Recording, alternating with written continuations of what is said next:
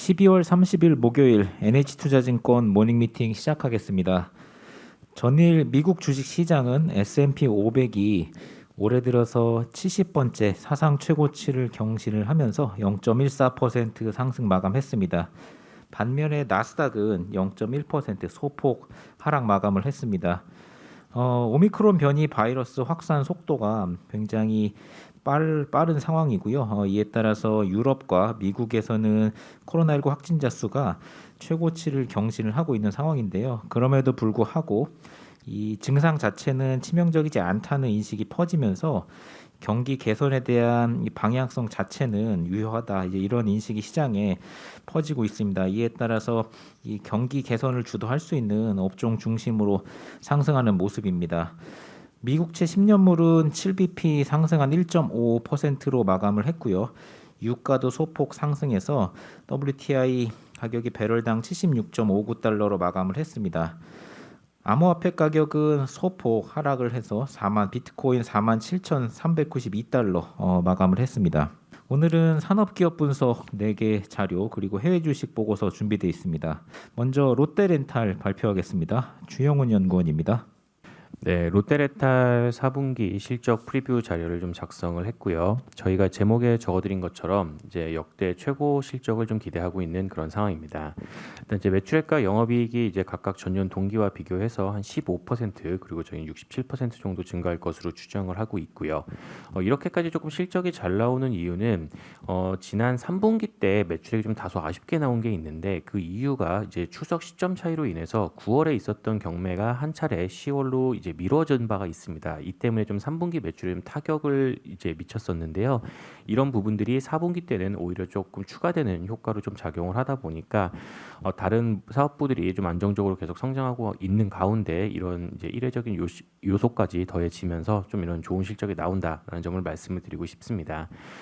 그리고 일단 기본적으로 이제 동사 같은 경우에는 이제 중고차의 평균 매매가가 올라갔을 때 좀 좋은 실적이 나올 수가 있는 구조인데요. 이런 신차 출시 지연 이슈에 따라서 이제 중고차 평균 매매가가 계속 올라가고 있는 모습을 보이고 있고요. 4분기 평균으로 한 1,300만 원 정도 수준입니다. 일단 작년과 비교하면 한 100만 원 가량 상승해 있는 상태이고 이런 추세가 뭐 단기간에 좀 꺾일 것이라고 보고 있지 않기 때문에 4분기뿐 아니라 내년도에도 좀 실적적으로는 좀 좋은 모습 보이지 않을까라는 점 기대하고 있습니다. 아무래도 상장 이후로 좀 주가가 좀 계속 다소 아쉬운 모습 보였는데요. 이렇게 좀 좋은 실적 기대되는 만큼 좀 주가 반등 이제 예상하면서 이제 투자 기관과 목표 주가 유지하도록 하겠습니다. 질문 없으시면 이어서 DKT 발표하겠습니다. 이규하 연구원. 네, 그 DKT 같은 회사는 그 BH랑 같이 그 디스플레이 뒤에 들어가는 FPCB를 완성하는 FCA라는 이제 부품을 만드는 회사고요. 이 회사 같은 경우에는 스마트폰 비중이 이제 거의 절대적으로 높은 회사인데, 아시는 것처럼 반도체 공급 부족 영향 때문에 스마트폰 출하량이 부진했지만 동사 같은 경우에는 폴더블 스마트폰 판매가 이제 좋았기 때문에 양호한 실적을 하반기에 좀 달성할 것으로 보고 있습니다. 내년에도 폴더블 스마트폰이 늘어나고 그 수요 회복도 이제 스마트폰 쪽에서 나올 거고요. 그다음에 전장 같은 이제 신규 사업이 가져화되는 경우에는 실적이 추가로 이제 확대가 가능할 것으로 보고 있어서 최근 주가가 조금 반등했지만 매력적이라고 보고 있습니다.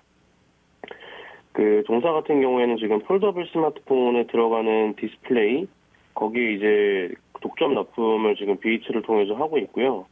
올해 작년 대비해서 이제 스마트폰 중에 폴더블 스마트폰이 좋았고 내년 같은 경우에도 올해 대비해서 많이 늘어날 거로 지금 보고 있기 때문에 이런 부분이 이제 성장을 좀 이끌 거라고 보고 있습니다. 특히 폴더블 스마트폰에 들어가는 FCA 부품이 기존 스마트폰 대비해서 마진이 좋기 때문에 내년에도 믹스가 좋아지면서 이제 마진이 좀 개선될 거라고 보고 있고요. 중장기적으로 보면은 전장 쪽에서 이제 신규 사업 그 기회가 있을 거라고 보고 있습니다. BH랑 지금 같이 일부 전장 사업을 다른 회사에서 인수하는 그 절차를 진행 중인데요. 이게 내년 초에 마무리가 되면 내년부터 실적으로 들어올 수 있기 때문에 중장기적으로 이런 것까지 이제 붙으면 추가적인 실적 확대가 기대가 돼서 긍정적이라고 보고 있습니다. 이상입니다. 네, 이어서 컴퍼니 K 정준섭 연구원입니다. 네, 컴퍼니 K 말씀드리겠습니다. 벤처 캐피탈 회사고요. 이제 컴퍼니 K 같은 경우 이제 조달과 회수, 그다음에 이제 청산과 회수, 그다음에 이제 신규 조달, 이 이제 선순환 구조가 계속 잘 이제 지속이 되는 것 같습니다.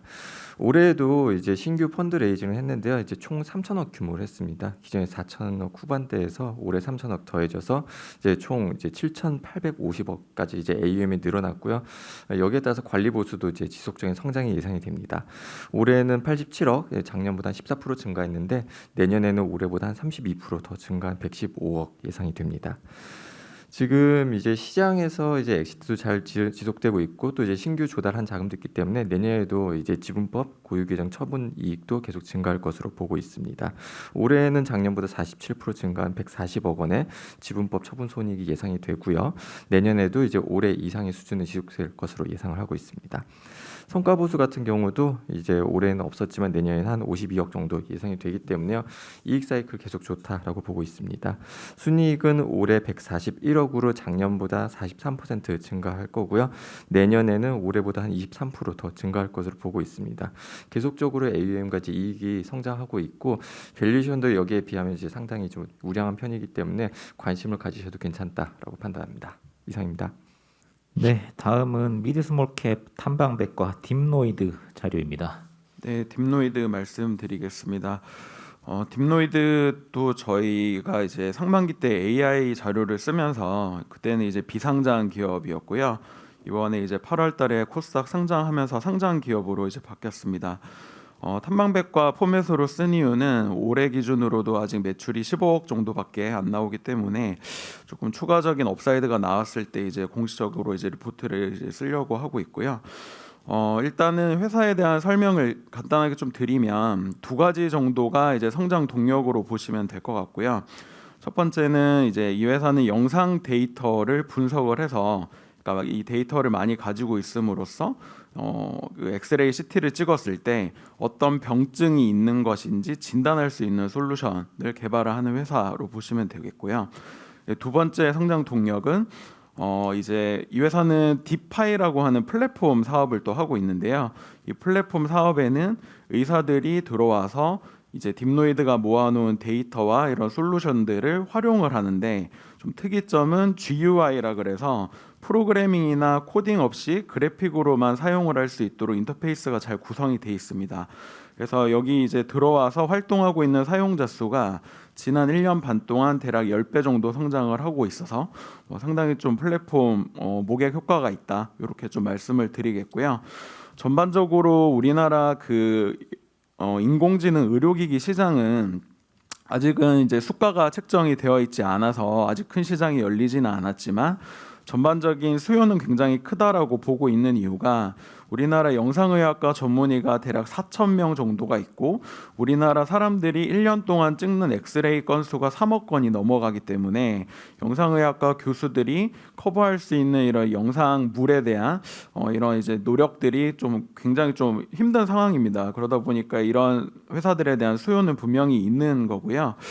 그리고 이제 최근에 좀 특이점은 부산대 의대에서 딥노이드의 딥파이 플랫폼을 교과 과정으로 채택을 하게 됐는데요. 결국에는 딥노이드의 그 의료기기뿐만 아니라 플랫폼들이 의사들한테 얼마나 많이 이제 편하게 쓰일 수 있느냐가 중요한 이 채택 포인트이기 때문에 이런 이제 과정들이 이 회사의 이제 장기적인 성장에서는 좀 중요한 역할을 하겠다라고 보고 있고요. 마지막으로 이런 이제 인공지능 의료기기 회사들이 뭐 주가가 되거나 이제 조금 다른 뷰로 보이려면 결국에는 수가 책정이 언제쯤 되느냐가 중요한 포인트로 보고 있습니다. 그래서 뭐 계속 이 회사는 업데이트를 드리도록 하겠습니다. 이상입니다. 일단 숫자가 너무 좀 매출이 물론 뭐 이렇게 중장기적으로는 크게 뭐 일어날 수 있겠지만 숫자가 좀 매출 자체가 이렇게 특히 내년도도 뭐 50억 정도밖에 안 되는 거니까 좀 뭐 의미 있게 숫자가 찍힐 만한 시기는 어느 정도인지 예상하는 거랑요. 또 경쟁 업체가 있다면 뭐 어떤 업체들이 있는지 이쪽 비즈니스의 그 경쟁 상황이나 이런 것도 좀 설명해 주세요. 네. 건강보험 심사평가원이 수가를 그러니까 인공지능 의료기기로 시술을 했을 때 수가가 책정이 돼야 의사들도 이걸 도입을 해서 쓸 니즈가 생기는데요. 아직 수가 책정이 안 됐기 때문에 그때까지는 이제 매출액 기준으로는 뭐 100억 이상 이렇게 크게 늘기는 조금 어렵다고 판단을 하고 있고요. 경쟁 업체로는 우리가 알고 있는 뭐 뷰노나 루닛 같은 업체들이 있는데, 뷰노나 루닛은 이제 한 병증에 굉장히 좀 특화된 강점들이 있습니다. 근데 딥노이드 같은 경우는 아까도 말씀드렸지만 투트랙 전략이에요. 그러니까 병증 쪽도 있지만 여기는 이제 플랫폼 사업으로 해서 의사들이 여기 이 플랫폼에 많이 직결을 해서 이 데이터를 계속 쌓아 나가는 그런 이제 전략을 가져가고 있습니다. 다음은 해외 주식 자료입니다. 중국 태양광 산업 발표하겠습니다. 네, 최근 중국 정부의 탈탄소 관련 정책의 변화 조짐이 나타나면서 일각에서 우려가 제기되고 있습니다. 최근 중국 정부는 중앙경제공작회의에서 탈탄소를 위한 주요 정책이었던 에너지 소비 이중 통제를 탄소 배출 이중 통제로 전환한다라고 발표했는데요.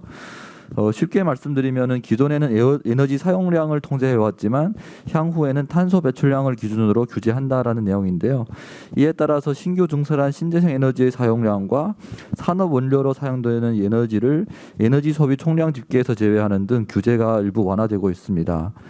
27일에는 올해 최고의 태양광 정책으로 불리웠던 각 지방정부의 건물 일체형 태양광 프로젝트가 중단될 거다라는 루머가 전해지면서 관련 기업들의 주가 변동성이 확대된 바가 있는데요. 다만 중국 정부의 관련 정책 변화는 올해 탈탄소 정책 집행 과정에서 있었던 문제점 보완을 하는 것이 주요 목적이고, 태양광 수요에 미치는 영향은 극히 제한적이다라고 보고 있습니다. 현재 태양광 수요 부진은 병목 현상에 따른 높은 모듈 단가가 주요 원인이기 때문에 정책 변화가 수요에 미치는 영향을 생각하기보다는 공급 측 변화에 주목해야 한다라고 생각하고 있는데요. 저희는 올해 이번 달 월 초에 중국 웨이퍼 업체들이 가격 경쟁이 심화될 것이다라고 말씀을 드렸고, 밸류체인 전반의 단가 하락을 말씀드렸었는데요. 윤기 실리콘이 지난 11월 30일 날에 단가를 최대 10% 인하한 데 이어서 16일에도 단가를 추가 인하하면서 가격 경쟁이 심화되고 있는 양상입니다. 또한 증설 중인 폴리실리콘 생산 라인 가동에 따른 이제 수급 완화 기대감으로 폴리실리콘 가격도 3주째 하락세를 이어가고 있는데요. 고점 대비 지금 12.3% 하락하고 했지만 추가로 계속 하락할 것으로 전망됩니다. 내년에는 병목 현상 완화에 따른 모듈 단가 하락과 태양광 수요도 급증할 것으로 예상되기 때문에 최근과 같은 가격 경쟁 심화라든가 정책 변화에 따른 노이즈로 주가가 하락할 경우에는 저가 매수 기회로 접근할 것을 공고드립니다. 그 질문 좀 드리겠는데, 지난주에 미국 정부가 그 신장 자치구에서 생산되는 뭐 폴리실리콘이나 이런 것들을 전면 수입 금지 조치를 했는데요. 여기 이제 중국 태양광 산업에 미치는 영향하고 글로벌 공급망에 좀 어떤 영향을 줄지 코멘트 좀 부탁드릴게요. 네, 일단 단기적으로는 지금 폴리실리콘 자체가 워낙 부족한 상태에서 중국 내 설치까지도 지금 이제 지연되고 있는 상황이기 때문에 미국이 중국산 폴리실리콘을 규제한다고 해서 단기적으로 영향받을 부분은 전혀 없다라고 보고 있고요. 다만 이제 중국 기업들이 미국의 이런 대응하기 위해서 신장 지역 외에 다른 사천성이라든가 다른 지역에다도 폴리실리콘 공장을 증설하고 있기 때문에 향후에 미국에 수출한 부분은 신장이 아닌 다른 지역에 생산한 물량으로도 충분히 대처할 수 있기 때문에 영향은 좀 제한적이다라고 보고 있습니다. 네, 이상으로 12월 30일 목요일 NH투자증권 모닝 미팅 마치겠습니다.